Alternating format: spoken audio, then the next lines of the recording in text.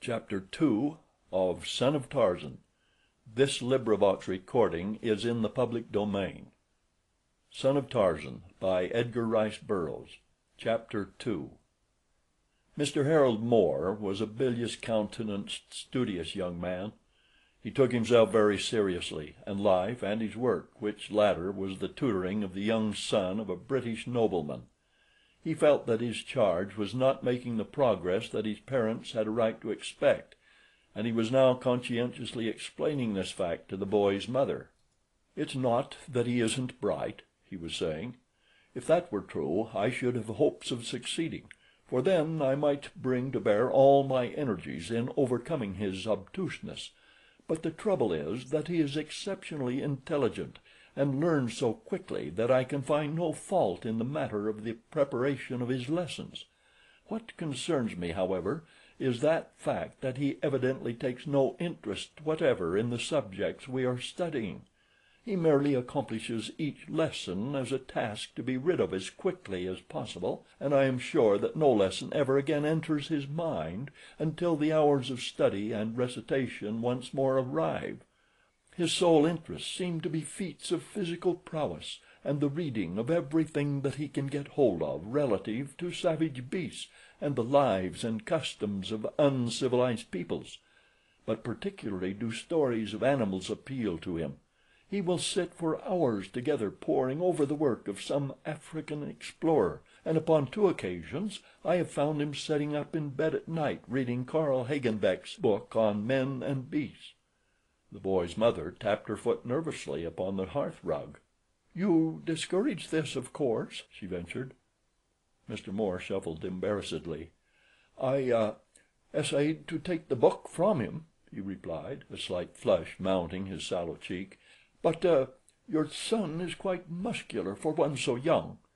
"He wouldn't let you take it?" asked the mother. "He would not," confessed the tutor. "He was perfectly good-natured about it, but he insisted upon pretending that he was a gorilla, and that I was a chimpanzee attempting to steal food from him. He leaped upon me with the most savage growls I ever heard, lifted me completely above his head, hurled me upon his bed, and after going through a pantomime indicative of choking me to death, he stood upon my prostrate form and gave voice to a most fearsome shriek, which he explained was the victory cry of a bull ape. Then he carried me to the door, shoved me out into the hall, and locked me from his room." For several minutes neither spoke again. It was the boy's mother who finally broke the silence. "It is very necessary, Mr. Moore," she said, "that you do everything in your power to discourage this tendency in Jack. But she got no further. A loud whoop from the direction of the window brought them both to their feet. The room was upon the second floor of the house, and opposite the window to which their attention had been attracted was a large tree, a branch of which spread to within a few feet of the sill. Upon this branch now they both discovered the subject of their recent conversation, a tall, well-built boy, balancing with ease upon the bending limb and uttering loud shouts of glee as he noted the terrified expressions upon the faces of his audience. The mother and tutor both rushed toward the window, but before they had crossed half the room the boy had leaped nimbly to the sill and entered the apartment with them. "The wild man from Borneo has just come to town," he sang, dancing a species of war dance about his terrified mother and scandalized tutor, and ending up by throwing his arms about the former's neck and kissing her upon either cheek. "Oh, mother," he cried, "there's a wonderful educated ape being shown at one of the music halls. Willie Grimsby saw it last night. He says it can do everything but talk. It rides a bicycle, eats with knife and fork, counts up to 10, and ever so many other wonderful things. And can I go and see it too? Oh, please, mother, please let me." Patting the boy's cheek affectionately, the mother shook her head negatively. "No, Jack," she said, "you know I do not approve of such exhibitions." "I don't see why not, mother," replied the boy. All the other fellows go, and they go to the zoo too, and you'll never let me do even that. Anybody'd think I was a girl, or a mollycoddle. Oh, father!" he exclaimed, as the door opened to admit a tall, gray-eyed man. "Oh, father, can't I go?" "Go where, my son?" asked the newcomer. "He wants to go to a music hall to see a trained ape," said the mother, looking warningly at her husband. "Who, Ajax?" questioned the man. The boy nodded. "Well, I don't know that I blame you, my son," said the father. "I wouldn't mind seeing him myself. They say he is very wonderful, and that for an anthropoid is unusually large. Let's all go, Jane. What do you say?" And he turned toward his wife, but that lady only shook her head in a most positive manner, and turning to Mr. Moore, asked him if it was not time that he and Jack were in the study for the morning recitations. When the two had left, she turned toward her husband. "John," she said, "something must be done to discourage Jack's tendency toward anything that may excite the cravings for the savage life which I fear he has inherited from you. You know from your own experience how strong is the call of the wild at times.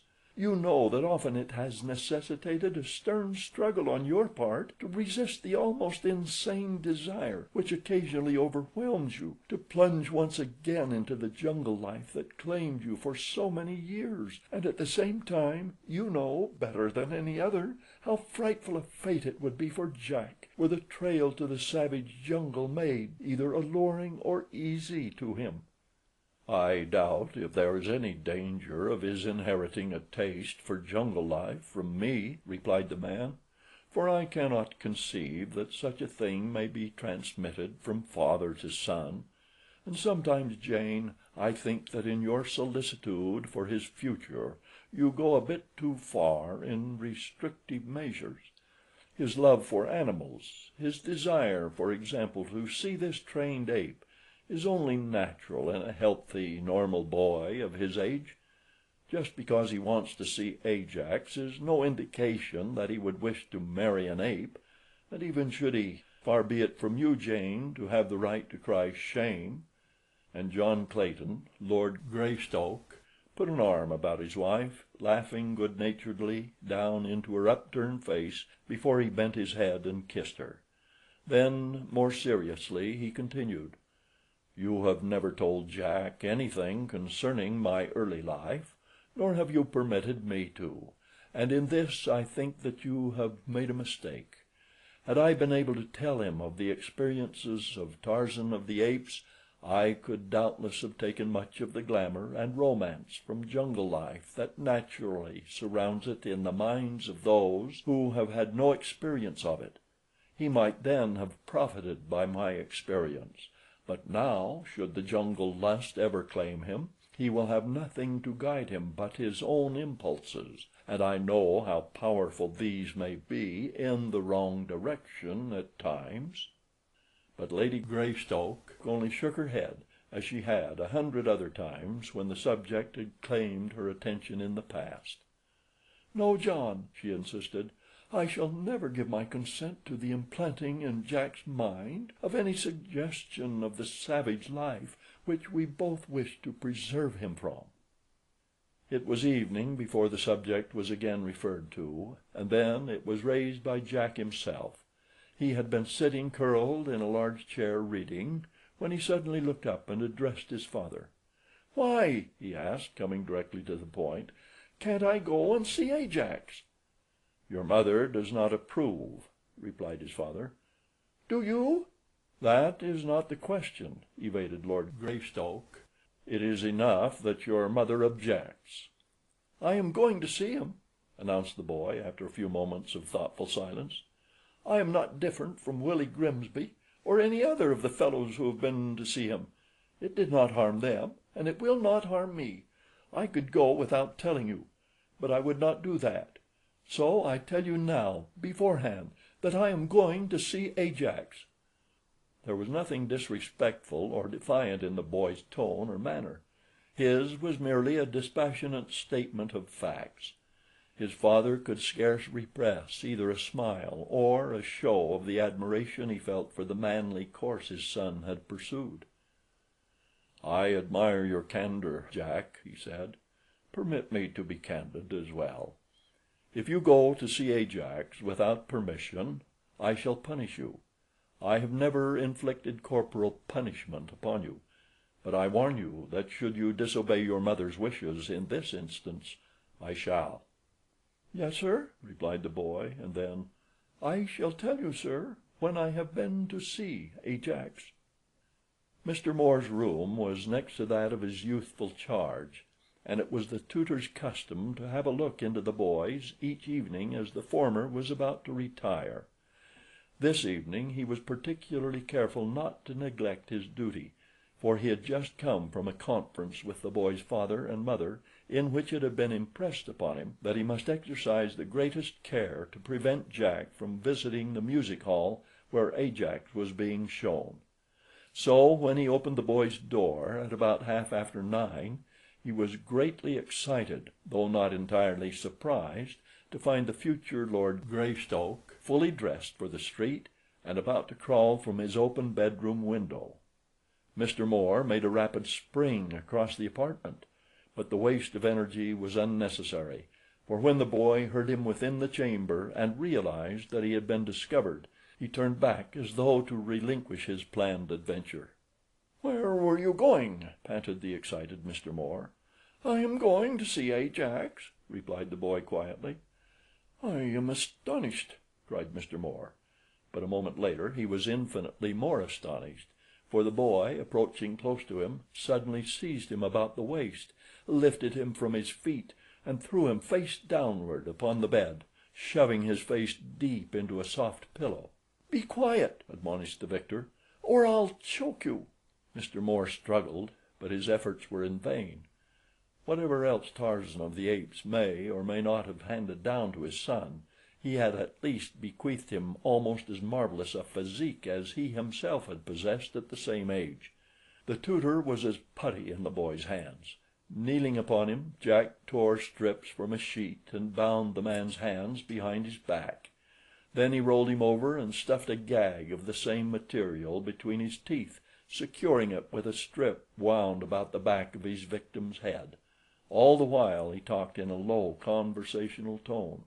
"I am Waja, chief of the Waji," he explained, "and you are Mohammed Dubin, the Arab sheik, who would murder my people and steal my ivory." And he dexterously trussed Mr. Moore's hobbled ankles up behind to meet his hobbled wrists. "Aha, villain! I have you in my power at last. I go, but I shall return." And the son of Tarzan skipped across the room, slipped through the open window, and slid to liberty by way of the downspout from an eaves trough. Mr. Moore wriggled and struggled about the bed. He was sure that he should suffocate unless aid came quickly. In his frenzy of terror he managed to roll off the bed. The pain and shock of the fall jolted him back to something like sane consideration of his plight, where before he had been unable to think intelligently because of the hysterical fear that had claimed him. He now lay quietly searching for some means of escape from his dilemma. It finally occurred to him that the room in which Lord and Lady Greystoke had been sitting when he left them was directly beneath that in which he lay upon the floor. He knew that some time had elapsed since he had come upstairs, and that they might be gone by this time, for it seemed to him that he had struggled about the bed in his efforts to free himself for an eternity. But the best that he could do was to attempt to attract attention from below, and so after many failures he managed to work himself into a position in which he could tap the toe of his boot against the floor. This he proceeded to do at short intervals, until after what seemed a very long time he was rewarded by hearing footsteps ascending the stairs, and presently a knock upon the door. Mr. Moore tapped vigorously with his toe. He could not reply in any other way. The knock was repeated after a moment's silence. Again Mr. Moore tapped. Would they never open the door? Laboriously he rolled in the direction of succor. If he could get his back against the door, he could then tap upon its base, when surely he must be heard. The knocking was repeated a little louder, and finally a voice called, "Mr. Jack." It was one of the housemen. Mr. Moore recognized the fellow's voice. He came near to bursting a blood vessel in an endeavor to scream "Come in" through the stifling gag. After a moment the man knocked again, quite loudly, and again called the boy's name. Receiving no reply, he turned the knob, and at the same instant a sudden recollection filled the tutor anew with numbing terror. He had himself locked the door behind him when he had entered the room. He heard the servant try the door several times and then depart, upon which Mr. Moore swooned. In the meantime Jack was enjoying to the full the stolen pleasures of the music hall. He had reached the Temple of Mirth just as Ajax's act was commencing, and having purchased a box seat was now leaning breathlessly over the rail, watching every move of the great ape, his eyes wide in wonder. The trainer was not slow to note the boy's handsome, eager face, and as one of Ajax's biggest hits consisted in an entry to one or more boxes during his performance, ostensibly in search of a long-lost relative, as the trainer explained, the man realized the effectiveness of sending him into the box with the handsome boy, who doubtless would be terror-stricken by proximity to the shaggy, powerful beast. When the time came, therefore, for the ape to return from the wings in reply to an encore, the trainer directed its attention to the boy, who chanced to be the sole occupant of the box in which he sat. With a spring the huge anthropoid leaped from the stage to the boy's side, but if the trainer had looked for a laughable scene of fright, he was mistaken. A broad smile lighted the boy's features as he laid his hand upon the shaggy arm of his visitor. The ape, grasping the boy by either shoulder, peered long and earnestly into his face, while the latter stroked his head and talked to him in a low voice. Never had Ajax devoted so long a time to an examination of another as he did in this instance. He seemed troubled and not a little excited, jabbering and mumbling to the boy, and now caressing him, as the trainer had never seen him caress a human being before. Presently he clambered over into the box with him and snuggled down close to the boy's side. The audience was delighted, but they were still more delighted when the trainer, the period of his act having elapsed, attempted to persuade Ajax to leave the box. The ape would not budge. The manager, becoming excited at the delay, urged the trainer to greater haste, but when the latter entered the box to drag away the reluctant Ajax, he was met by bared fangs and menacing growls. The audience was delirious with joy. They cheered the ape, they cheered the boy, and they hooted and jeered at the trainer and the manager, which luckless individual had inadvertently shown himself and attempted to assist the trainer. Finally, reduced to desperation and realizing that this show of mutiny upon the part of his valuable possession might render the animal worthless for exhibition purposes in the future, if not immediately subdued, the trainer had hastened to his dressing-room and procured a heavy whip. With this he now returned to the box, but when he had threatened Ajax with it but once, he found himself facing two infuriated enemies instead of one, for the boy had leaped to his feet, and seizing a chair was standing ready at the ape's side to defend his new-found friend. There was no longer a smile upon his handsome face. In his gray eyes was an expression which gave the trainer pause, and beside him stood the giant anthropoid, growling and ready. What might have happened but for a timely interruption may only be surmised, but that the trainer would have received a severe mauling, if nothing more, was clearly indicated by the attitudes of the two who faced him. It was a pale-faced man who rushed into the Greystoke library to announce that he had found Jack's door locked and had been able to obtain no response to his repeated knocking and calling other than a strange tapping and the sound of what might have been a body moving about upon the floor. 4 steps at a time John Clayton took the stairs that led to the floor above. His wife and the servant hurried after him. Once he called his son's name in a loud voice, but receiving no reply, he launched his great weight, backed by all the undiminished power of his giant muscles, against the heavy door. With a snapping of iron butts and a splintering of wood, the obstacle burst inward. At its foot lay the body of the unconscious Mr. Moore, across whom it fell with a resounding thud. Through the opening leaped Tarzan, and a moment later the room was flooded with light from a dozen electric bulbs. It was several minutes before the tutor was discovered, so completely had the door covered him, but finally he was dragged forth, his gag and bonds cut away, and a liberal application of cold water had hastened returning consciousness. "Where is Jack?" was John Clayton's first question, and then, "Who did this?" as the memory of Rokoff and the fear of a second abduction seized him. Slowly Mr. Moore staggered to his feet. His gaze wandered about the room. Gradually he collected his scattered wits. The details of his recent harrowing experience returned to him. "I tender my resignation, sir, to take effect at once," were his first words. "You do not need a tutor for your son. What he needs is a wild animal trainer." "But where is he?" cried Lady Greystoke. "He has gone to see Ajax." It was with difficulty that Tarzan restrained a smile, and after satisfying himself that the tutor was more scared than injured, he ordered his closed car around and departed in the direction of a certain well-known music hall.